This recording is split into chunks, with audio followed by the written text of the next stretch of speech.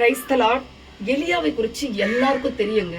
பாருங்க, எலியா சோர்ந்து சூரச்செடி கீழே படுத்து கிடக்கிறாரு. அந்த நேரத்தில் ஆண்டவர் தான் அவருக்கு தூதனை வச்சு நல்ல ஒரு அடையும் கொடுத்து தண்ணியும் கொடுத்து கிளம்பி போப்பான்றாரு.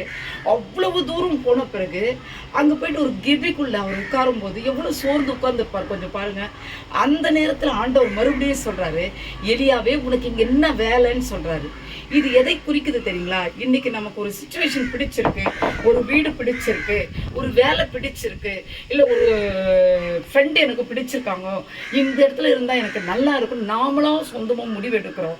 ஆனால் ஆண்டவர் சொல்றாரு, சில நேரங்களில் உங்களையும் என்னையும் உயர்த்துவதற்காக, வேற வித்தியாசமான ஆசீர்வாதங்கள் கொடுக்கறதுக்காக உனக்கு இங்கே என்ன வேலை, நீ புறப்பட்டு வெளியே போடுறாரு. அப்படிதாங்க இன்றைக்கு நான் இருந்த ஃபீல்டிலேருந்து கொண்டு வந்த ஆண்டவர் மகிமையான ஊழியத்தின் ஃபீல்டில் என்னை நீ பயன்படுத்திட்டு இருக்கிறாரு. நிச்சயமா உங்க பிரயாணமும் சிறக்கும் விசுவாசிக்கிறேன்.